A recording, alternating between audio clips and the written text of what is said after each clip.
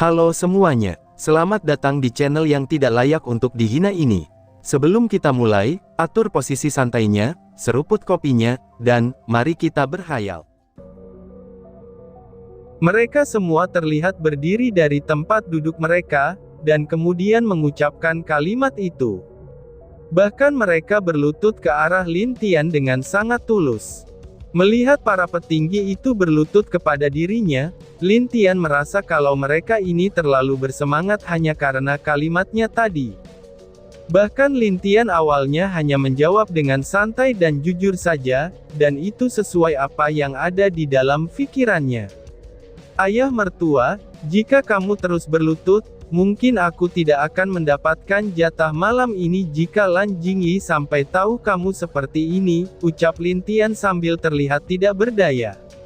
Mendengar perkataan Lin Tian, wajah kepala keluarga Lan langsung tersenyum.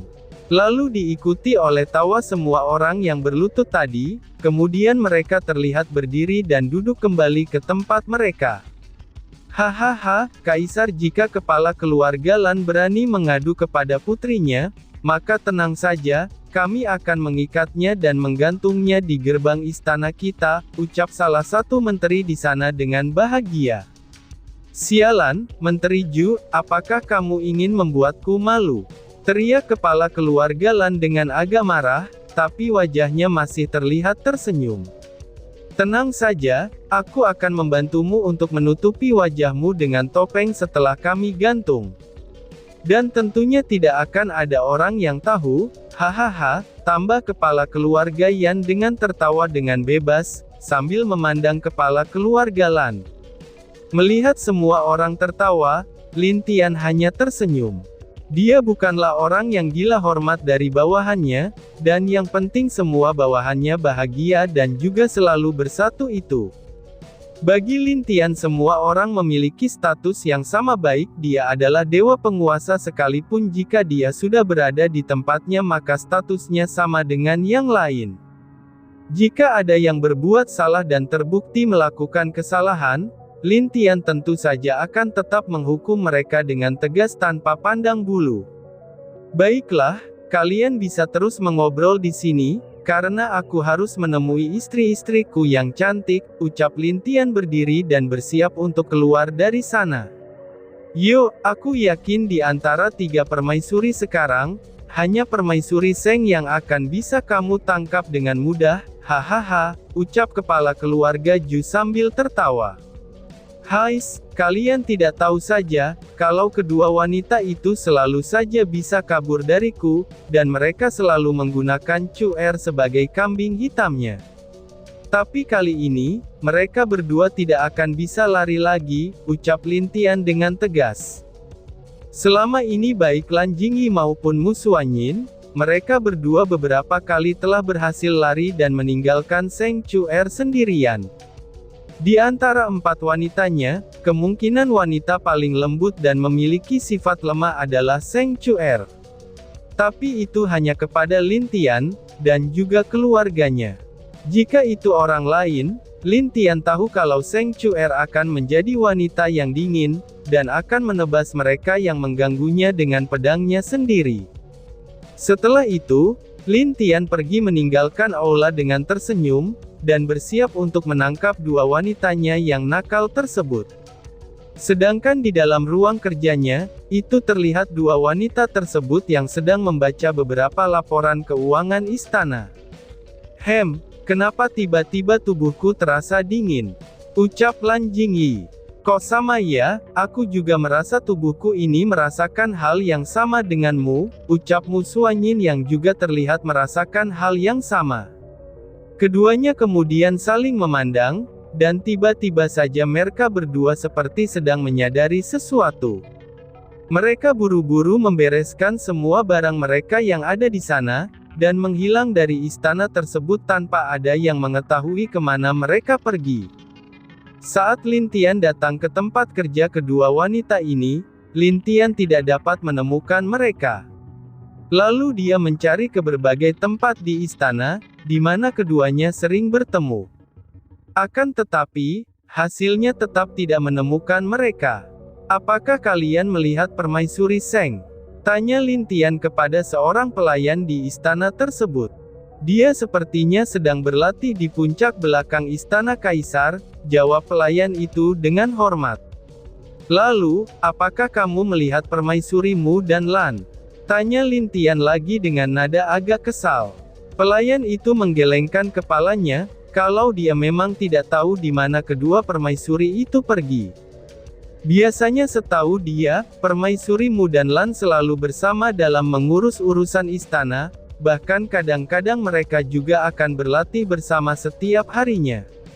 Tapi dia benar-benar tidak tahu kemana, dan di mana kedua permaisuri itu pergi. Setelah semua, dia juga kurang tahu dengan masalah itu.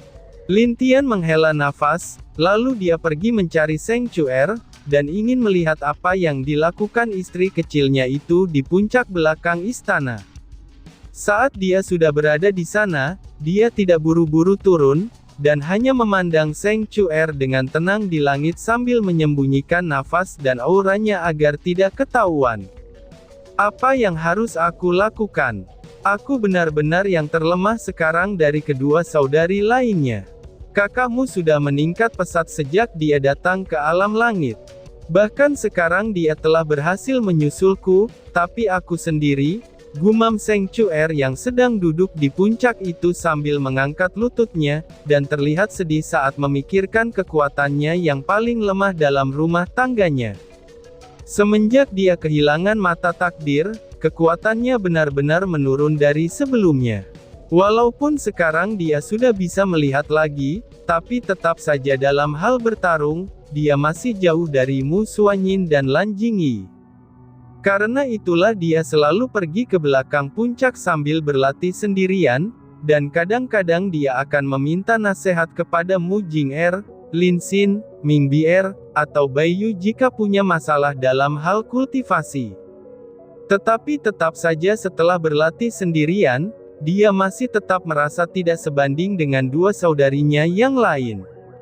Bahkan dia merasa, hal apa yang pantas untuk membuat dia bisa bersama Lin Tian.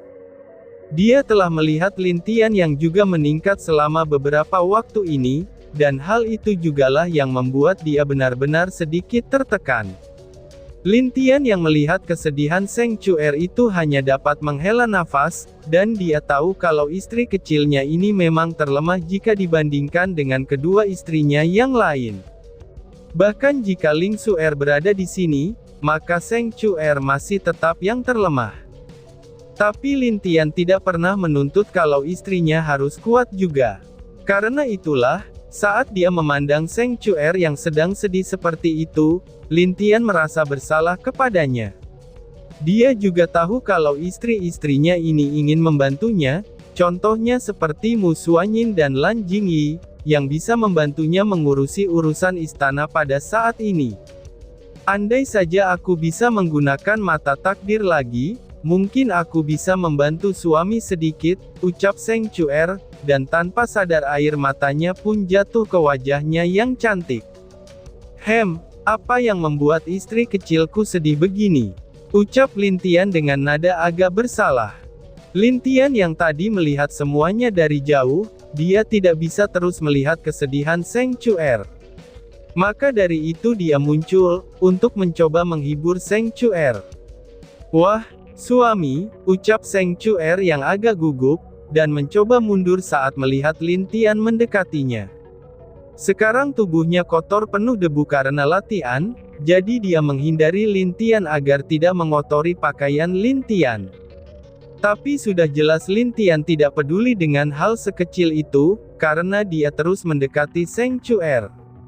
Suami, aku masih kotor, bagaimana jika aku kembali dan membersihkan diriku dulu, ucap Seng Chuer yang sudah terus mundur dan sampai di ujung puncak itu. Tapi sebelum Lin Tian berbicara, Seng Chuer tiba-tiba saja kehilangan keseimbangannya dan jatuh dari puncak bukit itu. Lin Tian yang melihat Seng Chuer terjatuh segera melompat, dan mencoba menangkap Seng Chuer.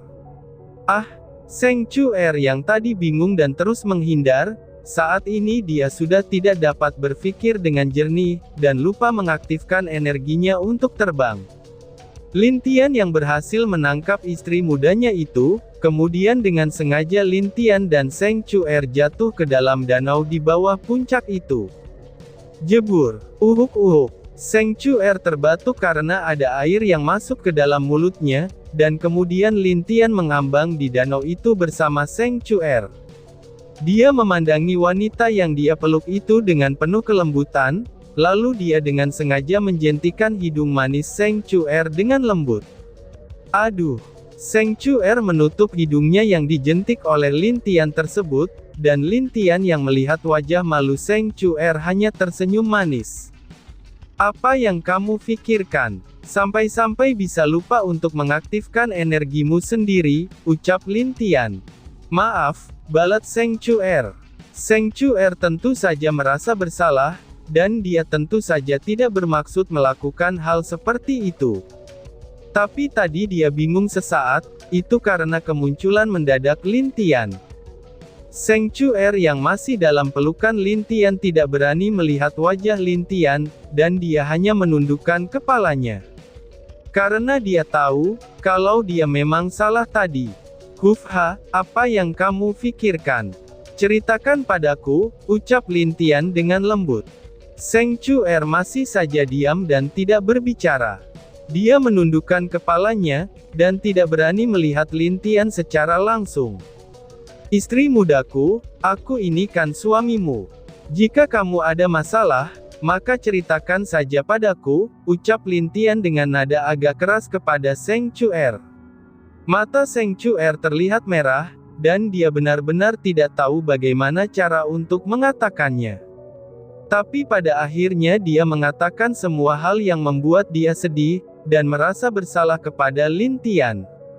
Sambil menangis, dia memeluk Lin Tian dengan erat di dalam danau itu. Lin Tian yang mendengarkan keluhan di hati Zheng Chuer merasa sedih juga, dan dia tentu saja tahu apa yang ada di pikiran istri mudanya ini. Tapi Lin Tian juga ingin istri mudanya ini menceritakan semuanya dengan jujur kepadanya, itu agar tidak membuat dia kecewa saat Lin Tian sendiri yang mengatakannya. Oh, hanya itu. Kamu tahu sendiri kan, aku tidak pernah meminta kalian untuk menjadi kuat. Aku hanya ingin kalian bersamaku, dan itu sudah cukup membuat diriku bahagia. Dan masalah untuk melindungi kalian, biarkan aku yang melakukannya. Karena itu memang sudah tugasku sebagai kepala keluarga di keluarga kita. Ucap Lin Tian dengan lembut. Zheng Chuer tetap tidak bisa menerima hal tersebut, karena menurutnya jika dia tidak bisa membantu Lin Tian, maka sama saja dia hanyalah wanita yang tidak berguna. Aku hanya tidak ingin tertinggal terlalu jauh dari kalian, ucap Zheng Chuer dengan sedih.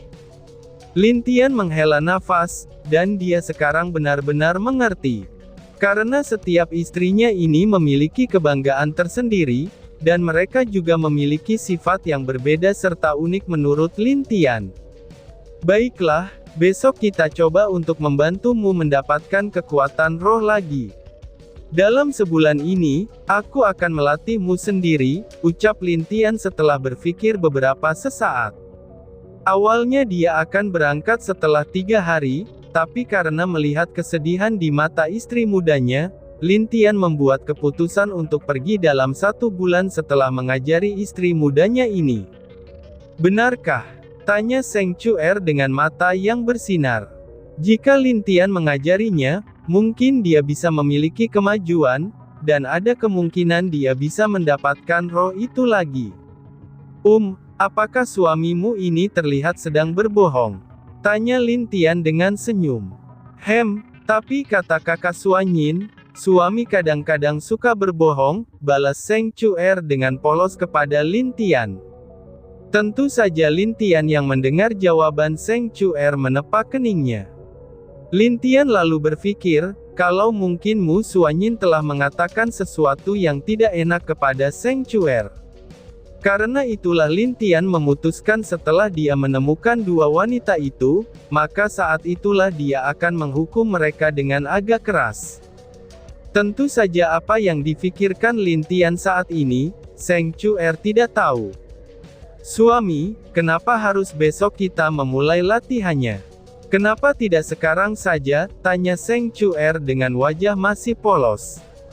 Oh, itu karena hari ini, istri mudaku harus dihukum dulu setelah apa yang dia lakukan tadi, jawab Lin Tian dengan senyum jahat di wajahnya. Waduh, bagaimana kamu bisa tidak adil begitu? Bukankah ada kakak Suanyin dan Jingyi? Pergilah kepada mereka, aku sudah, belum selesai dia berbicara, Lin Tian sudah mencium bibirnya di sana dengan mendadak. Seng Chuer menjadi kaku untuk sementara waktu, sebelum dia dengan terpaksa menjadi pasrah dengan keadaannya. Kemungkinannya kalau kedua saudarinya telah lari duluan, itu sebelum Lin Tian datang kepada mereka. Tentu saja Seng Chuer sudah tahu isi pikiran dari kedua saudarinya itu. Baiklah, anggap saja bayaranku untuk melatihmu dalam sebulan ini, ucap Lin Tian sambil menggendong Seng Chuer keluar dari danau itu, dan pergi mengarah ke dalam istana. Cerita berpindah.